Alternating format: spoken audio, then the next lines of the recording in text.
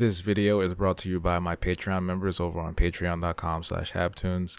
Thank you all for your support, and if you're interested in becoming a member, you can check the link in the description below. Yo, what's good? It's me, your guy, all the way from Bed-Stuy, Habbo, today with another amazing episode of the Art Block, here with none other than the amazing, incomparable Cerece Murphy. How you doing? Hey, I'm great. How are you? I'm doing pretty good. Now, we met way, 2-3 years ago. You featured me on your Virtuous Con event. That's right. That's right. You're on one of our panels. Yeah, and that was amazing, but I found out when I met you again in person that you're not just the founder of Virtuous Con. You are an accomplished author. So I want to dig into that. Like, how did that get started, and what's going on? What do you like to write? Oh my gosh. So I'm a sci-fi, fantasy, and children's book author. At this point, oh my gosh, 10, 11, 12 books, even short stories later. So yeah, it's my passion. I've been a sci-fi fan since my mom took me to see Empire Strikes Back in the theater. Oh, wow. This little girl. Yes, that lets you know how old I am. Well, I think that's amazing because I don't get to meet a lot of Black sci-fi authors at that. So it's just an honor and a blessing to sit across from somebody virtually and chat about sci-fi and books. So what was the first title that you wrote, and what was the goal at that time for you? Were you just trying to write because you just wanted to do it, or was it some form of message you wanted to put out? You know, my first book, so I told myself, I've always been an avid reader. I told myself that I could not be a writer. I used to write poetry, but I told myself I couldn't write anything longer than 5 pages. I didn't think I had the attention span for it, which is just so funny to repeat now. But I really told myself that all through my 20s, through half of my 30s, actually, until I got the idea for Order of the Seers while I was washing the dishes. Like I said, it was like this vision that just came to me. There was this Black man walking towards me, and he had ash blonde hair and a cataract-like film over his eyes, even though he was a Black man from Tanzania. And I knew he was a seer. I knew he was enslaved for that ability. I knew there were people all over the world who were suffering this fate. I knew that there was this drug called iridium, and I had that in my head. That was the reason for his freaked out appearance. It just came to me, and I was so excited to see how the story would unfold.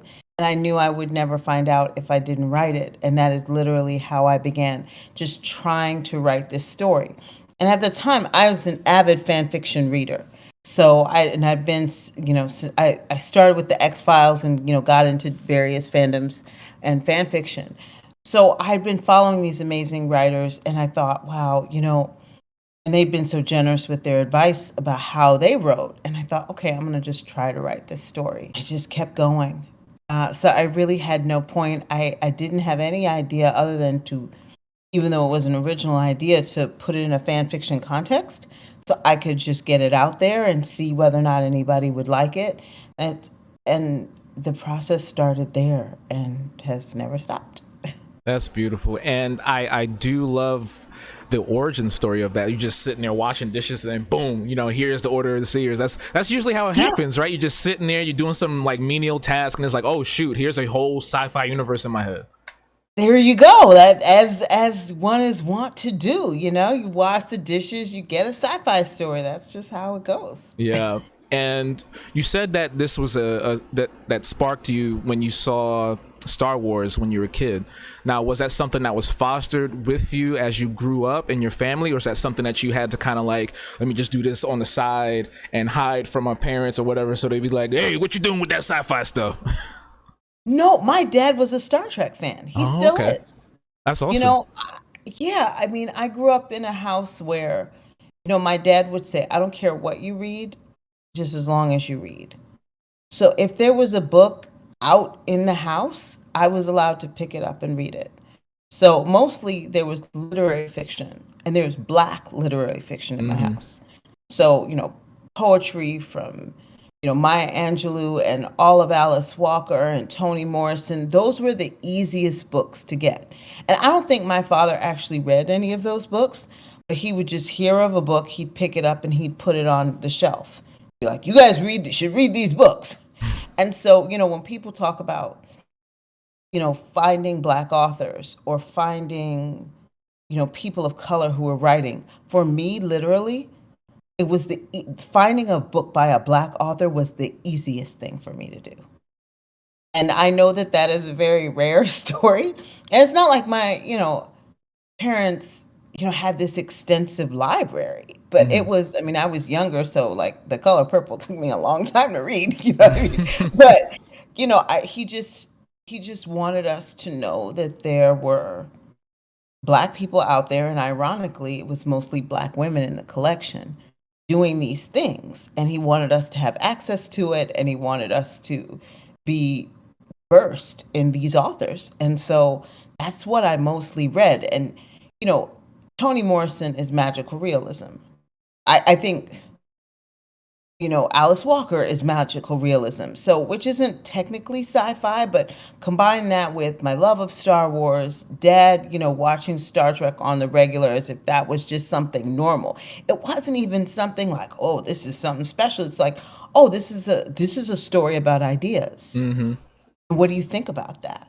Mm-hmm. They've encountered this world and they're doing this. What do you think about that? And that's really, to me, that's the essence of sci-fi. I always say it's a deeply spiritual genre because it's really about the big questions of our lives. Why are we here? What is our purpose, and how does that relate to our community and our world? Sci-fi is all about that. Fantasy is all about that. And so it's the really juicy stuff. Plus you get dragons and you get lightsabers and you get, cool spaceships. But it's really those deeper ideas and questions. And I grew up in a house that valued that. So no, when I was reading Dune, I didn't have to hide that from anybody.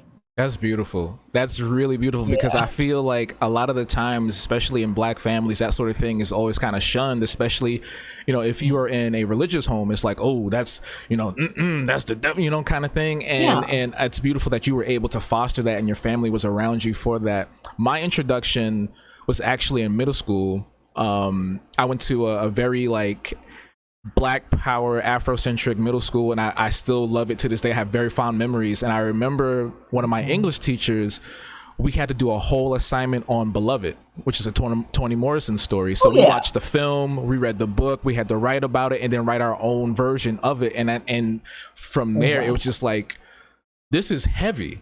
Because that story is not some hey, let's fling lightsabers around and have a good time. I read it. It's one of my favorite of her books. Yeah, it's one of mine too. And it was just like, this is a beautiful vessel to engage in that sort of topic, that subject matter that you wouldn't really see anywhere else. So my question to you is, do you feel that with sci-fi, taking in that subject, taking in different, ideals is a lot easier because now you're not just being sitting there hey, I hate this because this, or I don't like this because this, or this happens because blah, blah, blah. Do you think it's easier to just have that kind of fantasy sci-fi layer over it for people to digest? I do think, it's interesting. That's a great question. I approach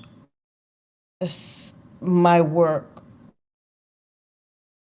I think, very naturally from a place of not wanting to linger in the sad, bad, mad space of stories that people love to tell, read, and show about Black people. So sometimes I do think, for example, with Beloved, sci-fi has a way of making the ordinary, the horrible ordinary, fantastic so that we can deal with it.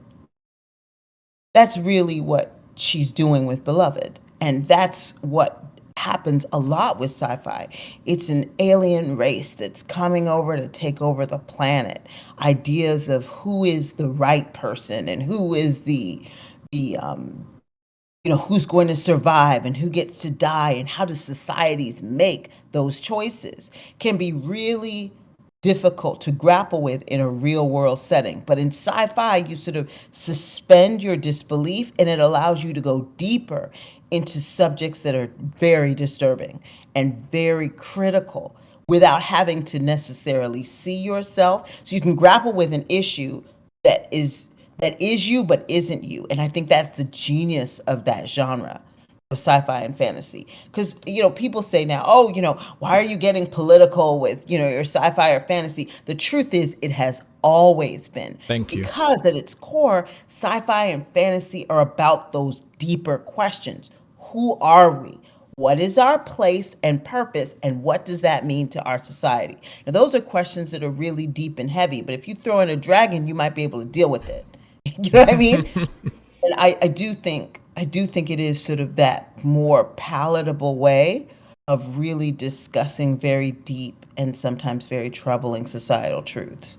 And it's also something I really love about the genre. But I choose to do that in a way that does not center the history of oppression that Black people are associated with.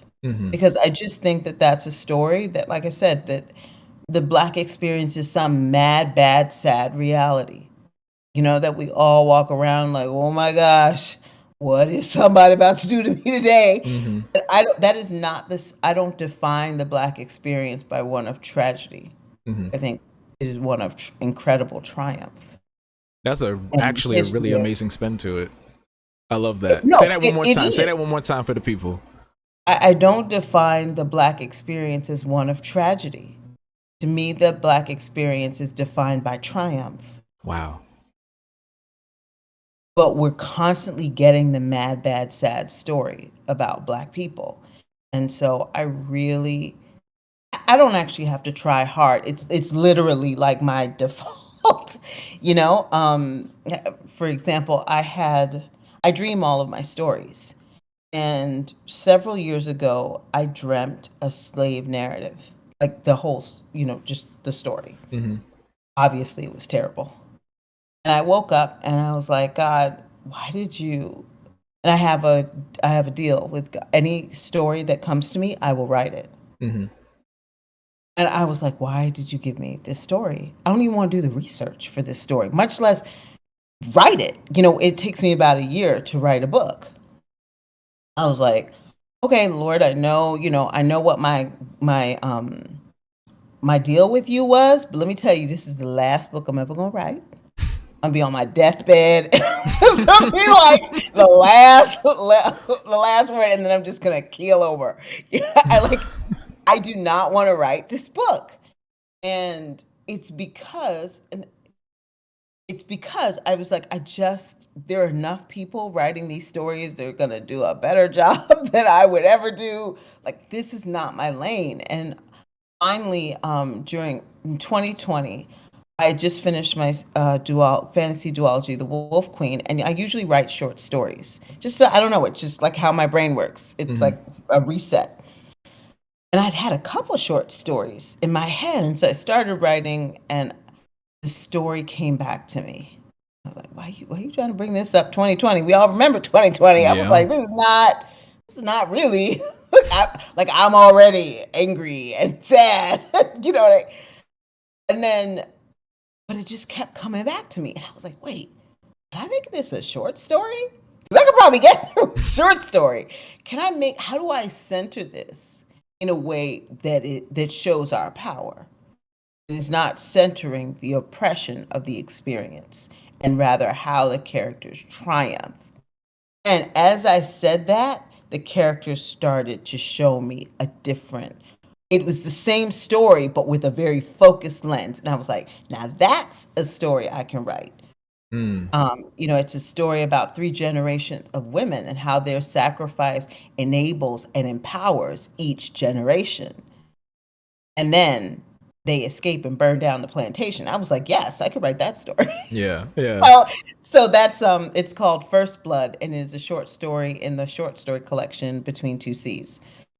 Wow. And and I did it. It's out. I kept my promise, and now I'm writing a steampunk murder mystery fantasy. Ooh. Yeah, that should be out shortly. You're amazing. I dreamt it. I was like, oh, Like in between two seasons, there's a sci-fi western that I wrote. I mean, that I dreamt, and Mhm. I remember waking up from it, and I was like, oh, I'm gonna write a sci-fi western. I love sci-fi westerns, but never had any idea that that was gonna be what I would write until I dreamt it, and then I was like, I'm so here for this.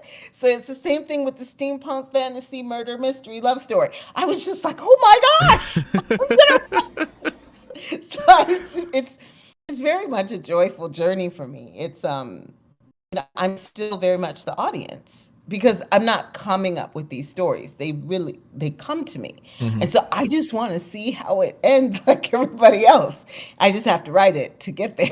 Yeah, I love that. And you said something that I want to kind of touch on just for like a couple of minutes. When writing, because I also write my own comics and everything too.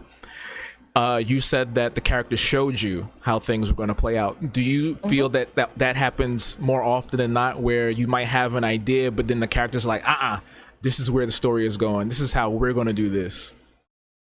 What happens all the time? Let me tell you something. When Cerece comes up with the story, it will suck. I just know I don't have any good ideas. The characters have great ideas, and I've done that. I've been like, oh well, I don't really think that's right for the character, so I'm gonna write it this way, and then I couldn't write it. What I wrote sucked, and my character's just sitting there waiting, like, so when you're ready to write what I told you, just let me know because I don't know what that is. That's not gonna work. So I learned early with Order of the Seers, they are running this show. Hmm. It's really about understanding what they're telling me clearly so that I can express it. And sometimes I can't write a scene, and that's because I'll know a couple of things. I haven't done the research, Hmm. and then I'll do the research, and they're like, okay, well now I can tell you what happens. Before, if I told you what happened, you wouldn't understand because you did not do the work, and I Hmm. don't talk to people who don't do the work. So all of my characters extremely attitudinal. So I have to do the research, or I have to really like I don't understand them enough to understand how they're moving in that scene. So I might spend some more time like and I just ask them. I'm not figuring out why. I'm like, why did you do this? And then they'll tell me something about their past. Hmm. And I'm like, oh, okay, so that's how you enter this space. But I'm always, the more I get to know them and the more I understand what they are trying to say, then that's the lane. It's never anything else. Anything else usually sucks. Yeah, and in a sense, it's like you're having a continuous partnership or conversation with them, because Yeah. it's always just an ebb and flow, because it's not one side is saying this and one side is saying that. It's like you're coming together to finally make that final story and see how it plays out. Now, with that in mind, when you say that the characters show you who they are and you build that personality and you build that whole dossier, for lack of a better term, for them, how do you feel when those stories in public, in the public eye, are changed? So like, say someone is race swapped or gender swapped or age swapped or anything that shifts from the original content or original story. How do you usually feel about that? Okay, so this is a great question. I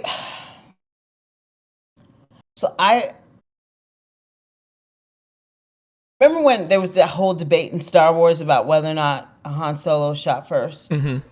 and they changed it to be, I guess, more palatable to the audience or something like that. I'm an original. I fight for the creator's vision. Hmm. You know what I mean? I think that is the first version is the first version, Hmm. right? But if somebody's going to license that, right? And then take that, now that's their vision. And I think they have the right to do what they want with it as long as they have the license and the permission to do so. I'm not here for telling artists really what to do with their vision of anything. I will either support that or I won't. Hmm. So let's take a recent example of The Little Mermaid, Right. which is so interesting. So Disney owns the license for that story. In fact, they created that story. So they've decided that they're going to express Ariel in a different way visually. The fans, because they have a sense of ownership, right? I mean, and that's a beautiful thing. We all want that as creators, someone to feel. That's the beauty of reading something, right? You take it into you, and now it is yours. They sound like your characters. Nobody can tell you what your Ariel looks like or sounds like, and that's a beautiful thing. But we also saw the other edge of that. But the reality is, who owns the license, who created the thing, can do what they want with it, and you don't have to like that.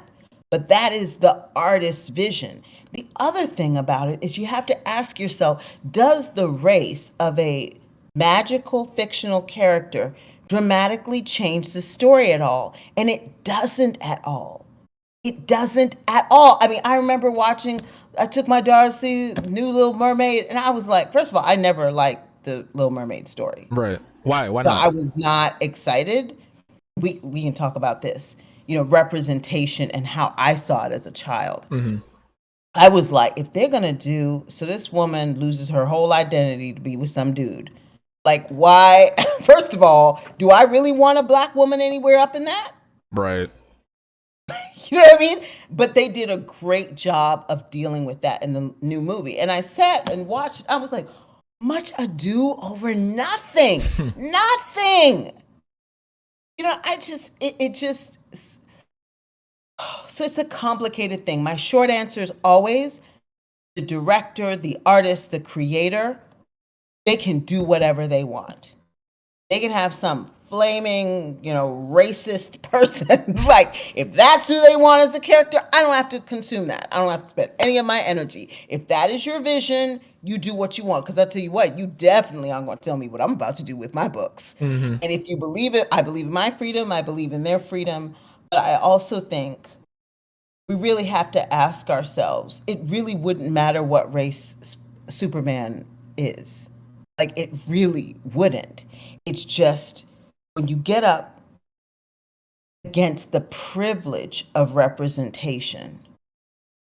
As a young white boy, I imagine if I were one, when I read about Superman and Superman looked like me, I thought I could be Superman. Oh, everybody has the right to feel that way, right? The problem, and it's not that there aren't characters that are like a Black Superman. In fact, there are tons. Unfortunately, they won't get promoted. They won't get made into a movie. They won't get so everyone thinks we're clamoring around this one thing. So you have to change, Superman into like 5 different races just to get representation, for everybody. Or we could look at the other stories that feature diverse characters and actually promote them. And that's really where I'd like to see us go, as opposed to have to change Superman into a million different, Green Lanterns. There are a million Green Lanterns. So that argument is just stupid, right? Because Green Lantern's always been a bunch of different, they had a bunch of different representation. But like, I'd really like to see us move to telling different stories, because I think we're so starved because we think that's the only mermaid story. Right. So we got to make Ariel black, blue, brown, and all the other things. We actually don't. There are lots of Black mermaid stories, and we can tell them. And they're, I would argue, better stories. The question is, how are we really going to do representation? And then we get into ownership. I'm sorry, I could go down a rabbit hole. Hey, do what you got to do. Hey, I love it. Because Black representation is good.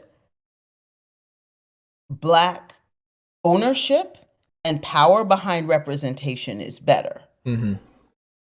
So I would love to see a story about a Black mermaid that was written by a Black author, and then produced by a company that was diverse, if not Black owned, and then distributed. That, you see what I'm saying? Yeah. As opposed to having someone else continually to profit off of our work. Yeah. And you know what's the crazy part is, and you touched on something else again, you're great. You touched on how there are stories out there already, and it sucks that we get so hyper focused on like these monolithic characters, Superman, Ariel, and whoever else. And it's like, if you go online, hell, you don't even have to go online. You can go to your local convention or panel or something, even with your events.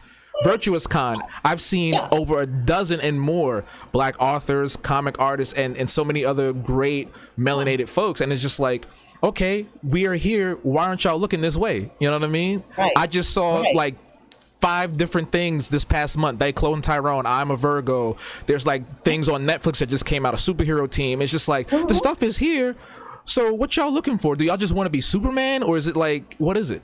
Well, remember, you have to catch up because Superman's in everyone's heart, right? Mm-hmm. You have to have the chance for something to become canon in your heart. Mm-hmm. You know what I mean? And we all grew up with Superman. We all grew up with Spider-Man. We did not all grow up with Tuskegee heirs. Right. But the thing is, if you don't start that race, you're not going to get to that race. You know what I mean? In terms of sort of, first of all, anchoring a narrative so that it becomes part of someone's childhood story. Mm-hmm. And that's why it's so important to start pushing these things now so that, 15 years from now, 10 years from now, when they want to make, Harriet Tubman Demon Slayer, they were like, oh my God, I remember that story as a kid and, this, that, and the other. And now you get that sense of ownership, right? Mm-hmm. And they're going to start telling the crew that's making that how it needs to be because that's the. But see, that's how it starts. So it's not that I understand people's sense of ownership. I own Yoda. I own like all of so Yoda. that's another Yoda. Okay. Oh yes. Oh, there's another Yoda. And then, I have very strong feelings the yawn Yoda. about Yoda. Yoda was my first crush. Yoda's a part of my canon. Yeah. What we need are other stories by diverse creators to be introduced to us so they can become a part of our canon. So it's a much long, so that's why we're all clamoring over. It's not just Superman, it's that you grew up with Superman. Right. Superman comforted you when the bully pushed you at school. Well, Okamus could do that. Harriet Tubman Demon Slayer could do that. Tuskegee heirs could do that. A whole bunch of other comics can do that, and books can do that. But we're not pushing them that way so that they become also a part of the fabric of how we see ourselves culturally. And then we can pick and choose. And then if you want to make Ariel Black, that's fine. Or Latino or Asian or whatever. Because I also have these other stories that are also representing me. And now it's not like the one. And that's what we need to get away from.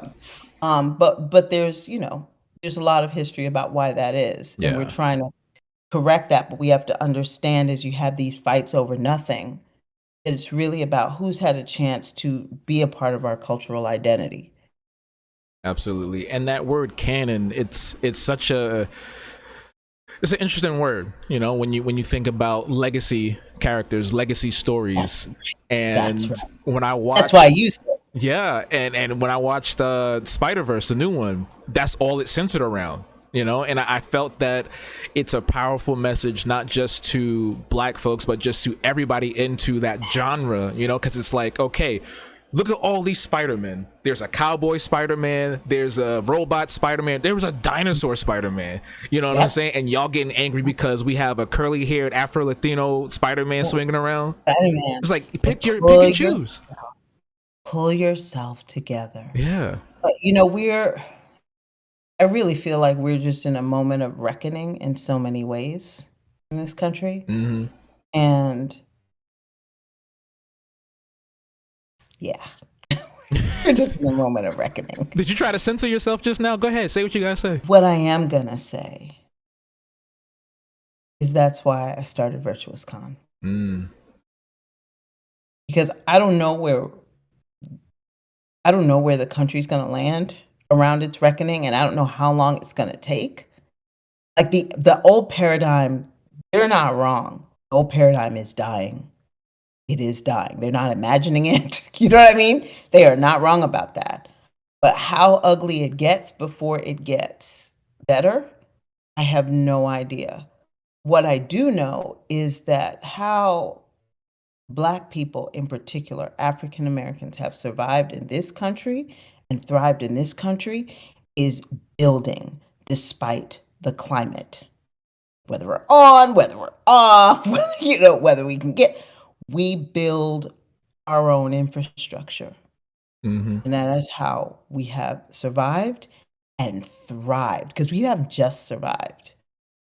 In the last 2 generations, African Americans brought an entire people out of poverty. Well, the majority of those people out of poverty in less than 2 generations. That's a fact. Mm-hmm. And you do that not because somebody gives you something. That's a myth. That's a cultural myth. That happened because Black people focused and Black people built. And so that's really what I'm focused on. Is regardless of, I don't know what's going to happen with how many people are going to get their panties in a bunch over, whether or not, Supergirl is Black, or, oh my God, they got a Muslim Miss Marvel. Like, how many people are going to break their brain over Right. that?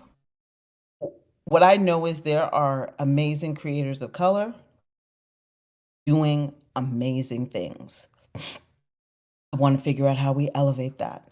I want to figure out how we support that, nurture that, fund that, produce that, distribute that. Yeah. That I know can last. And that is what, after 2020, I remember just being so upset and wondering what I'd tell my kids. And that's when that idea of building, I was like, okay, my ancestors have survived much worse than this. How did they do that? They built, they focused on building their community. And I really haven't looked back from that moment in my head. Virtuous Con was launched that year. And that is what I'm focused on, because that I know will last. All this other stuff, I don't know. One day it's going to be cool to have a Black Ariel. The next day it's not. None of that I can do anything about. But what I can do is help build. Absolutely. And I think that's one of the most important things, is having that community and fostering, that growth for all of us, right? Because I used to be that person that would just get so angry at things being switched around or changed, not against us, but when they would change a Black character to somebody else or something like that. And I'm just like, you know what? I can just make my own stuff. I can support my friends that got that. We can do Virtuous Con. We can do the art block. You know what I'm saying? That's what like you said, just focusing on the positive thing instead of just being so negative all the time. Because it's like, yo, I don't want my blood pressure to rise over some and silly you can't thing. do anything about that. Exactly. They own that channel. They don't own this one. And I love what you've done with Virtuous Con. I think the most exciting part for me was your inclusion of the gaming space, because that's also another place where we have to fight tooth and nail to get seen and be noticed, so the fact that you had these prominent Twitch streamers and content creators on the panel discussing their Blackness and what it means to be a Black man, a Black woman, a Black non-binary in this space, and how we have to constantly do this all the time. It was just wonderful, not just to be on it myself, but to hear and share everyone else's story. So thank you for that. I just wanted to give you your flowers. Oh, thank you. Well, it's not me, it's my team. Because the truth is, don't hate me, y'all, I'm not a gamer like my kids. And if my kids were here, they'd be like, oh no, you don't know how bad it is. I'm not. But that's the great thing of working in collaboration. Your team helps you understand, how do we fill out this space? I define it one way. You get a bunch of comic folks in the room, and they're all going to be talking about comics, and then it's like, well, what about the books, and what about the games, and what about the and when we all come together, then we start to look like our community more fully. And so thank you very much. But that's all my team. Well, shout outs to you and your team. You guys did a fantastic job and continue to do a phenomenal job. I believe you're doing things throughout the year, correct, with Virtuous Con? Yes. We have a summer workshop series that ended, and then we have our Black History Month event, and we're looking to do some other things too. So we'll see how that comes. That's amazing. And when it comes to this event and the network you're building around it, where do you see yourself going with it? Do you see yourself having in-person events? Do you see yourself doing different things with certain companies and brands going forward outside of just the stuff that we know? Where do you see the trajectory for Virtuous Con? Oh, lots of things. So yes, to all of the above. First of all, let me say, it's not like Virtuous Con is the only one. There are amazing in person sci-fi and comic culture conventions for focused on Black and Brown creators, already. And, I just, shout out to all of them. I don't, so first of all, in terms of the in-person question, like they're already doing a great job. Mm-hmm. So like the convention will always be virtual Mm-hmm. because I don't see the need to compete. I want to support the OnyxCon and BlurredCon and all the rest. They're doing great things. I think the virtual space has some unique advantages in that first of all, it's in February when not a lot of conventions are. Um, Creators don't have to leave their home. They don't have to buy all this stuff. They don't have to, set up their booth. They don't have to pay exorbitant, travel fees or any, they can really do their thing from their living room. And that's on purpose. I wanted to make the barrier to entry as low as possible. So the convention space will always be virtual, and I still get messages from people who are like, "Thanks so much for creating this space that I can feel safe and I don't have to risk my health." So even 3 years after, I'm still getting those messages. So the convention will always be virtual, but I look forward to doing some live events that are around networking and connecting independent creators to Black independent production companies. Mm. And that's something that would be hard to do virtual and Right. really needs to be in person. So I'm really focused on like what needs to be in person. I think there could be, workshops that would be helpful in person. I'm looking at ways to celebrate each other as a community, Mm-hmm. but not in the award show like the one person. Right. I was there's this because I'm not really interested in the Black version of of anything, Mm-hmm. because that already sets up this idea that there's a way to do it, and then we're just going to be Black doing that thing. What I'm interested in is how would you celebrate this community? How would we do that?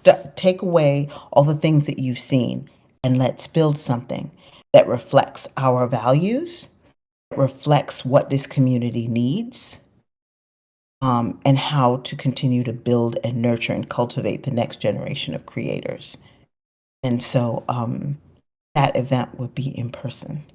And I'm still casting off ideas of what award and recognition things look like to create something that speaks to our value center and where we're trying to go, not as individual artists, but as a community. And I'm excited to bring that to fruition. That sounds beautiful because I do feel that when we have the Black versions of things, the award shows or even just characters or stories, we get so caught up in the individual. How you were just talking about community, I feel like it's important for us to come together, especially now. I hate using this term because it's been played out now more than ever. I think it's like the most important time to come together in all these different industries, and celebrate us instead of just being like, hey, Habbo did this and he's blah blah blah. Like, it shouldn't be just about me and you. It should be about us as a whole, so that way we can move forward. Because I don't know, I feel like when we get to that point of, and it's great to highlight individuals sometimes, but I feel like once we get obsessed with that, then it becomes a numbers game. It becomes a personality game, and we get drawn away from what it really is about at the end of the day. Absolutely. That is perfectly said. Because what's wonderful about you and everything that you're doing is, yes, that you're doing it. But the other wonderful thing about it is it makes it easier for the person behind you to do it. Mm-hmm. They can see themselves. They can realize, oh, Habbo did this, so I could do that. No one's ever going to be you. You're the best version of you ever. But we are ladders. We are not pinnacles. Mm-hmm. These shoulders are for somebody to stand on. That's the reason why I'm trying to get where I'm trying to go. Not so that you can look at me and be like, yes, I did it. The reason is so that you can be like, yeah, you did this, so I can do that. That's really the point of this.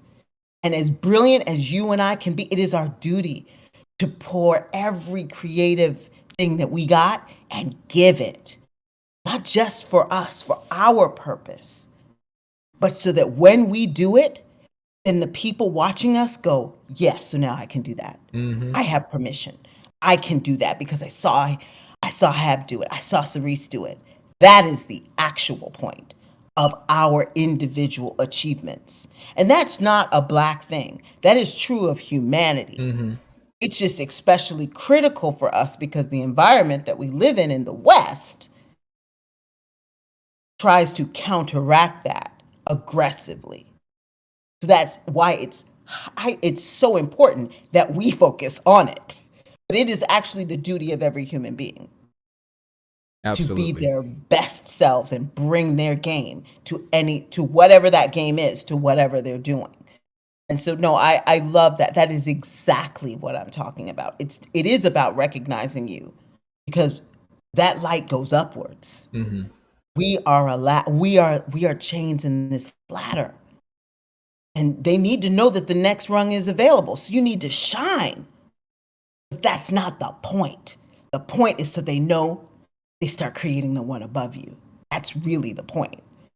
And yeah, so that's just very exciting for me to think about. It's very emotional for me. Yo, what's good? This video was sponsored by my Patreon members over on patreon.com/habtunes. Patreon is an incredible platform that enables me to create my art and YouTube content full time. Patreon is also a space that allows me to connect with you, the fans, viewers, and members on a deeper level. As a Patreon member, you'll receive early access to new projects, exclusive patron-only content and merch, and many other incredible perks such as your name being featured in a video. I post art and content on the Habtunes Patreon quite frequently, and there's always something new around the corner.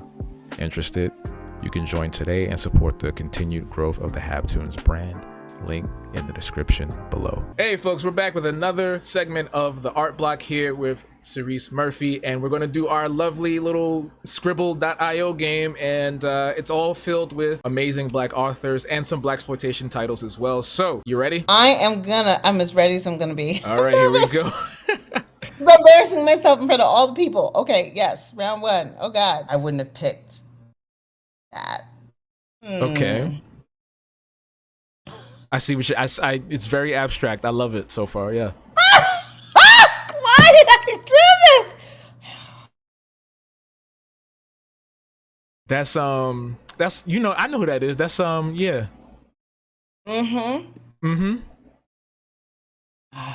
That's oh wow. Is that a peep? What? Is that a peep? You know, the little marshmallow? You know what? You know, don't do that. Okay. Okay, all right.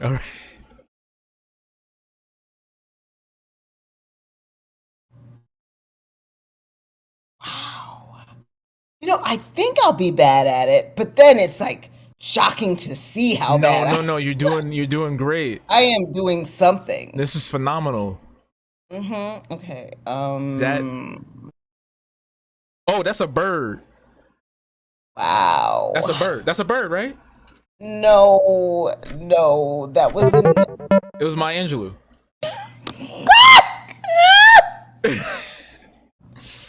Okay. The thing was poetry. If I forgot that I was gonna, yeah. Okay. It's all good. It's all good. Oh yeah. Oh, this one. Let me see. I'm trying to think of something that was like. Oh gosh. All right. Oh God. Like, I know she's written. I know what this person has written, but I'm just trying to think of an image that would make it obvious. Well, don't do what I did, obviously. I didn't think I was gonna do a portrait. Hey, listen. You're fantastic. All right. Look at this positive reinforcement. Yeah, we got to do that for each other. Okay. All right. This is gonna be. I'm just gonna draw something simple. Let's go. What? This is a person doing an action. Okay, so they've got like this long thing on. Toni Morrison. You got to type it. Oh shoot. Oh well, then that's not it. It's not Toni Morrison. It's this is one of her books. This is a Oh, person holding something, and they've got like a bag or basket of it, and they're throwing them into the ground so they can do things that these things do. I don't know if that's wait, this making is a book that you said it's not Toni it's Morrison, not but Toni it's a Morrison. book. It's another female author, and the book Oh, okay. it's a I'm trying. No, it was Octavia Butler, Parable of a Sower. So Oh he was my sowing gosh. seeds. He was sowing seeds. Yeah, that's my bad. I don't even know what sowing seeds You looks know like what? in Oh real my life. gosh. Okay. No, I'm gonna do better. I'm gonna Okay, do better. I believe in you. It's a 7-letter word. Okay, that is. Oh, I know what that is. Yes, you do. Blackula. Yes, yes, yes. Okay, it's two. Okay, it's All right. So this happy little girl in a dress. Wait, are you supposed to be telling me? You're supposed to be Um, narrating what you're I drawing? like to do it because I feel like it's a lot more fun for people. Oh, see, I could have done that. Oh, there you go. I was gonna draw like the two I sisters guessed and it like from the yeah, words. yeah, Yeah. yeah. This is what you Okay. do when you play Okay. with a writer. See, they already know. Oh, that's a No, long I one. didn't pick that. Uh-oh, it picked it for you. Yes, it did. Oh man. All right. This. Oh my I know what it is, but gosh. I'm gonna let you do it. I know How do exactly you know? How do you because know? this one I This remember. is this is a this is a representation of a book that this author created. Yes. All right. Mm-hmm. Yeah. That's a Very, man. very cis. Yeah. And oh wow. Okay, let me try. This is supposed to be a circle, like a real circle. Okay. Okay, yeah, it's a circle and a man circle. But it's not just a circle. Oh my god. Oh wait. Can I erase? You should be able to. There's a tool at the bottom, I think. Oh well, never mind. Okay, so let's try this again, and then I'm gonna do. I spelled his name wrong. Lord have mercy. You about to get it because I can't spell this man's name. Yes, I know who it yes, is though. It's Ta-Nehisi Coates. yes. Try again. You Ta- know, I can't Google. spell. Wait, where my list at? Hold on. Oh, you on got the. Hold on. Where my list at? It's not popping up. Oh my god. This is a They lot. couldn't But give me you just see, points for trying. Yeah, you drew. yes, Wait, what were you yes. drawing? What was that? Between Me and the World, that was one of his books. Oh. Yeah. See, I tried to do the continent because I Yeah. was before it was a globe. I was like, what the heck am I doing? Okay, this is an author. I can tell you. Okay. The character. Save me. Oh dang! I wanted to draw Beloved. I'm sorry, but it You was getting three. competitive? Yeah. You said it was an author, and then four letters. I was like, okay, all right. So this is a movie. Okay. It's a movie. That's an ant. Close. Butterfly. What movie had a butterfly? Last word. Last word was right. Ant. No.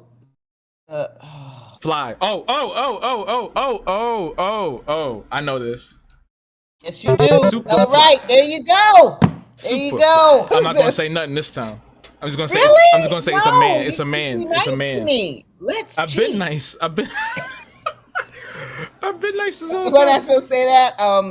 I need all the help I can get. The audience clearly is seeing this. Oh, All what right, happened no. to my? Okay, let me ask questions. Is this a film? No. Man, woman, It's a non-binary. man. Okay. All right. Let me get the head. Okay, I'm gonna let you draw. I know who this is. Give him a little tie. Little suit. Right.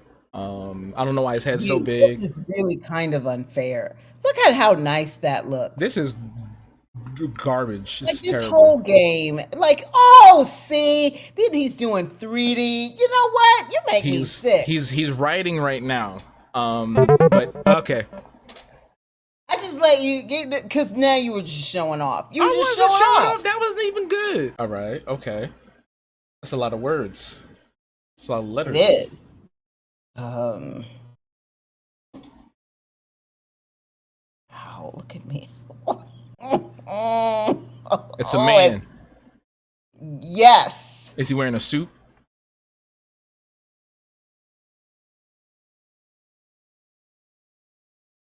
Oh, that's a karate suit. I know who that is. Give it to me. What was that? Was it? No, not Dragonfly Jones. Oh my God. What is the name of this movie? Oh my God. I put this in here. How do I not remember? Yes. Yes. That is Okay, Black Belt Jones. God dog. There you go. Write it. Not telling you.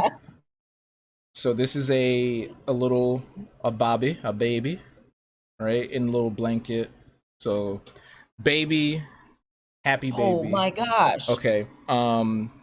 That's one word. Okay. So it's baby, and nope. What? Okay. I'm trying to think. Ooh. Okay. I'm going to draw a crown. Okay. This symbolizes royalty, but it's not a crown for a king. Gosh. It's a crown for a queen, right? So it's a nice lady, you know. Oh my gosh. Okay, so it's What? super something. It's giving me an S. I don't know why her lips are like that. Sorry. Oh no, it's H. Now it's giving me an H. Why is it? So that's a baby, and then there is also a queen. There's not a queen in the movie, but we use this term for that thing. The queen of. Yes.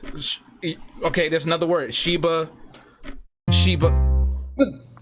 baby. Yeah. Oh my God. I will take that because I thought this was gonna be a disaster. That wasn't a disaster. That was beautiful. And it wasn't a disaster. The first one was. The first one, it was like, what are you doing? Like, right. And now that's recorded. People are gonna see that I tried to pass that off as my Angelou. And I'm sorry, Miss Angelou. I'm really sorry. I don't know why I thought I could do it.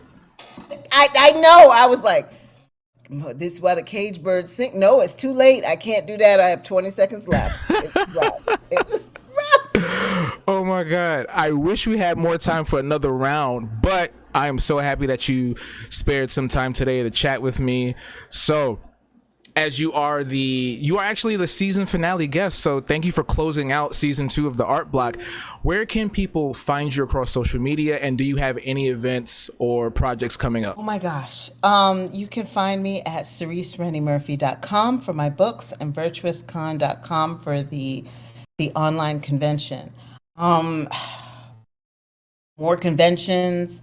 I just released a children's book, Enchanted, 5 Tales of Magic in the Everyday, which is a collection of 5 short stories, each one featuring the magical things that kids teach us if we are paying attention. So you don't have to be a parent to enjoy the book, just someone who has a little person in your life or in your community that you interact with. And The Garden of Good and Evil, the Ada St. James Chronicles, comes out soon. So that sounds amazing. Yeah, yes. That's the steampunk murder fantasy romance. Oh yeah, I'm looking forward to that one because those combinations right there hit me. Oh man! But thank you again so much for coming through today and sharing not only your knowledge but just your beautiful mind and spirit with all of us. And best of luck. Well, you don't even need luck, but going forward, I know you're just going to do amazing and wonderful things, and I look forward to networking with you again in the future.